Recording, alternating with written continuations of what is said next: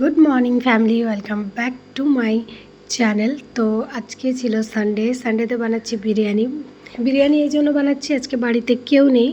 আমার শ্বশুরমশাইয়ের শরীর ভালো নেই, তো আমার হাজব্যান্ড গেছে ওনাকে নিয়ে ডাক্তারের কাছে। আর আমি আর আমার ছেলেও বেরিয়ে যাব, একটুখানি কাজ আছে। আমার বাবা আসবেন, বাবার সাথে, বাবাকে নিয়ে, মানে আমার বাবার সাথে যাব। আর আমার হাজব্যান্ড গেছে তার বাবাকে নিয়ে ডাক্তারের কাছে। তো ওই জন্য ভাবলাম মা আর ছেলের জন্য একটুখানি বিরিয়ানি বানিয়ে নিই। তো সব কাজ মোটামুটি কমপ্লিট, পুজো পাঠ, খাওয়া দাওয়া, মানে টিফিন ঘরটার গোছানো। একে পড়তে বসিয়েছিলাম, পড়ে উঠে যে টিভি দেখছে আর খেলছে, ছেলের সামনেই পরীক্ষা। তো সব কাজ কমপ্লিট করার পরে রান্নাঘরে চলে এসেছি। আজকের ব্লগটা পুরো দেখবেন, কারণ আজকে খুব ইন্টারেস্টিং ব্লগ আছে। আর আজকে আমি কোথায় কোথায় গেছি সব আপনাদের সাথে শেয়ার করেছি। তো আজকে যেহেতু সানডে ছিল, সানডে মানে আপনারা তো জানেন আমি দেরি করে উঠি, সব কিছু একটুখানি লেট করি, সানডেটা নিজের মতো করে কাটাই। তো একটা কথা আজকে আপনাদের সাথে শেয়ার করি যে নিজেকে আপনি যত শক্ত করবেন, আশেপাশের মানুষগুলো তত আপনার থেকে দূরে চলে যাবে। আর যত আপনি নরম থাকবেন আর যত আপনি তাদের সহ্য করবেন, তারা ততটাই মানে আপনাকে আঘাত দেওয়ার জন্য কাছে আসবে। এটা কিন্তু একদম বাস্তব কথা। এটা আত্মীয় হোক, পরিবার হোক বা সমাজ হোক, যেই হোক। একটা টাইম ছিল যে আমাকে একটু কেউ জোরে কথা বললে আমি কেঁদে ফেলতাম। এটা বাস্তব কথা মানে আমার যখন ফার্স্ট মানে বিয়ে হয়ে শ্বশুরবাড়ি আসে, আমার হাজব্যান্ড খুব জোরে কথা বলে। তো আমার হাজব্যান্ড যখন জোরে কথা বলতো, আমরা কোয়ার্টারে থাকতাম, শ্বশুরমশাই যেহেতু রেলে কাজ করতাম, আমি বাথরুমে গিয়ে কোয়ার্টারে খুব কাঁদতাম যে আমার সাথে জোরে কেন কথা বলেছে। হ্যাঁ, তো যাই হোক, এমনিভাবে চলতো। তো আস্তে আস্তে যেমন দিন গেল তেমন দেখলাম এগুলো তো অনেক ছোট কথা, আঘাত পাওয়ার জন্য অনেক কিছু আছে। আপনার সব ভালো জিনিসগুলোকেও অনেকে খারাপ চোখে দেখে। আপনি হয়তো অনেককে ভালোবেসে কোনো কিছু করতে গেলেন বা তার জন্য করলেন, পরবর্তীকালে দেখবেন সে আপনাকে হয়তো এতটাই আঘাত দেবে যেটা আপনি নিতে পারবেন না। অনেক কথা আমরা কি হয়, মানুষ তো স্কেল মেপে কথা বলতে আমরা পারি না। আর আমি হয়তো আপনারা এতদিনে বুঝেছেন আমি খুব খোলা মনের মানুষ, যতটুকু পারি নিজের কথা কারোর সাথে শেয়ার করতে ভালোবাসি। কিন্তু এখন অনেকটা নিজেকে গুটিয়েছি। আগে মনে হতো কারোর সাথে শেয়ার করাটা খুব জরুরি, তো আমি ভালো থাকবো যদি তাকে এটা বলি। বিশ্বাস করে অনেক কথা বলেও দিত। তারপর জানতে পারতাম যে সে সেই কথা নিয়ে একটা এমন খিচুড়ি তৈরি করেছে যেখানে হয়তো খিচুড়ির সব কিছু আমি দিইনি, অল্প দিয়েছি, তো বাকিটা সে নিজের থেকেই দিয়েছে। তো এই জিনিসগুলো মানুষকে খুব কষ্ট দেয়।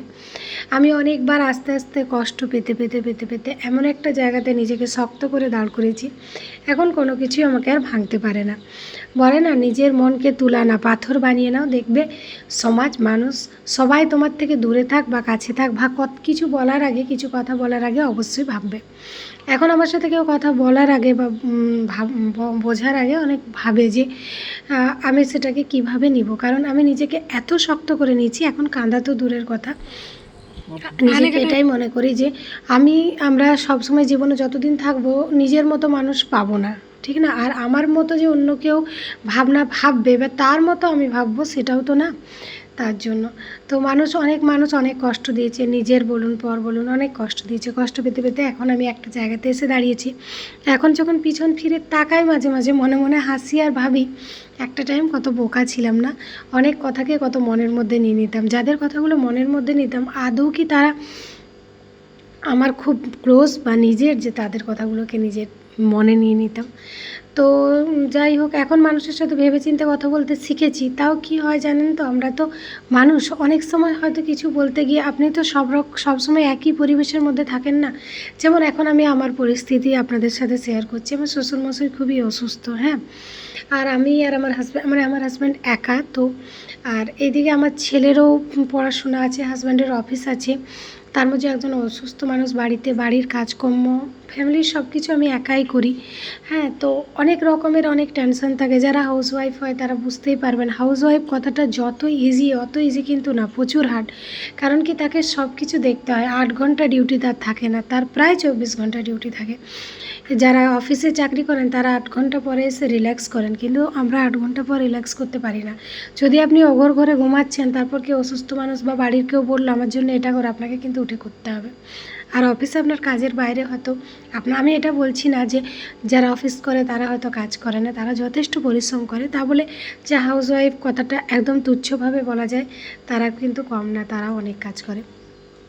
তো যাই হোক, হয়তো অনেক টেনশানে অনেক সময় থাকি, কারোর সাথে হয়তো ফোনে বা কাছাকাছি হয়তো কিছু কথা একটু লিমিটেডহীনভাবে হয়তো কেউ কিছু বলে ফেলে, সেটাকে নিয়ে অনেকে অনেকভাবে পরিবেশন করেন। সেই জিনিসগুলোকে পরে যখন শুনি বা ভাবি খুব কষ্ট পাই, যে একটা মানুষের সিচুয়েশান অনেকে বোঝে না। এখন তারপর মনে মনে আবার কষ্ট পাই, আবার মনে মনে নিজেকে বলি যে হয়তো তার ততটা বোধ ক্ষমতা বা বোধ শক্তি নেই। তো যাই হোক, এটা নিজের মনের কিছু ফিলিংস বললাম আপনাদেরকে। তো আমরা গেছিলাম, বুঝতেই পারছেন যারা এই মন্দিরে গেছেন, অনেকেই গেছেন এখানের। তো বিকেলটা আজকে মন্দিরে কাটালাম, খুব ভালো লাগলো। আমরা বেরিয়ে গেছি, অনেক আগেই বেরিয়েছিলাম এখানে। তো এত ভালো লাগছিল। এটা হচ্ছে আমাদের এখানে আনাড়ার মন্দির। হ্যাঁ, খুব সুন্দর জায়গাটা, খুব সুন্দর জায়গাটা। আমি এখানে অনেকবার আগেও এসেছি। এখানে এলে জানি না মনে একটা খুব শান্তি পাই, খুব শান্তি পাই, খুব ভালো লাগে। এটা বানেশ্বর মন্দির। বানেশ্বর মন্দিরে সব শিবগুলো না মাটির নিচ থেকে হয়ে উঠেছে। তো এত ভালো লাগে, এত মনের শান্তি লাগে। মন্দির মানে হলো একটা, সত্যি কথা বলতে দেখবেন, মন্দির মানে অনেক শান্তির জায়গা। আমি তো খুব ভালোবাসি যে কোনো মন্দির যেতে। তো বিকেলটা আজকে রবিবারের এত সুন্দর কাটবে ভাবিনি। তো আমার বাবা, আমি, আমার ছেলে গেছিলাম 3 জন মিলে। আর আমার ছেলেও আবার ঠাকুর ভক্ত, সব জায়গাতে খুব পুজো করে। তো মেন গেছিলাম, কিছু কাজ ছিল, হ্যাঁ কিছু কাজের জন্যই গেছিলাম। ওখানে আমার এক গুরুদেব থাকে, তার সাথে দেখা করতে গেছিলাম। এখানে যজ্ঞ হয়েছিল কিছুদিন আগে। তো কিছুদিন আগে যজ্ঞ হয়েছিল, তখন আমাকে গুরুদেব বলেছিল একদিন আসতে। তো আমি তো বললাম আমি নানা রকম কাজে এতটা নিজে ব্যস্ত থাকি, শ্বশুরের অসুস্থতার বাইরেও যেমন ছেলের পড়াশোনা, তার মধ্যে আমার একটা বিজনেস আছে নিজের বিজনেসটাও নিজে হাতেই দেখি। তারপর রান্নাবান্না থাকে, অনেকইভাবেই ব্যস্ত থাকি, ওই জন্য আর যাওয়া হয়নি। তো তেনাকে সেইভাবে বললাম যে এত ব্যস্ত ছিলাম তাই যাওয়া হয়নি। তো বাবার সাথে এসেছিলাম, বাবাকে নিয়ে আসতে পেরেছিলাম। কোনো মন্দির বা কোথাও বাবাকে নিয়ে যাওয়াটা খুব ভালো।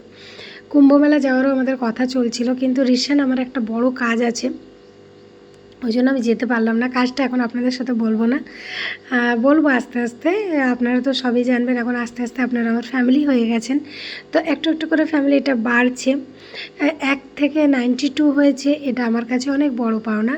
অনেকে ভাববেন যে এটা কি 92 তো কোনো ফলোয়ার্সই না, কিছুই না। কিন্তু দেখুন, 1 থেকে যখন 92 পর্যন্ত, 1 থেকে আস্তে আস্তে হয় না, তখন ওটা খুব আনন্দ লাগে। যাই হোক, যে 92 তো আমার ফ্যামিলি মেম্বার, একটা ফ্যামিলিতে যদি 92 মানুষ থাকে তো ফ্যামিলিটাকে কত বড় ভাবা যায়। আমাদের এখানে হচ্ছিল সরস্বতী মেলা, এসেই ছেলে জিদ করে যে সরস্বতী মেলা ছিল, কারণ ওর এক্সাম, আর যেতে পারবো না, ওই জন্য ছেলেকে নিয়ে চলে গেছিলাম সরস্বতী মেলাতে। আর এটাকে খাজা না গজা কী বলে জানি না, খাজা বলে মনে হয়, না গজা বলে। আমার হাজব্যান্ড আবার খেতে খুব ভালোবাসে, সে নিয়েছিল। তারপর আমরা বাড়ি ফিরলাম। কালকের ব্লগটা আবার আসছে, কালকে দেখবেন। তো বাই বাই, গুড নাইট আপনার।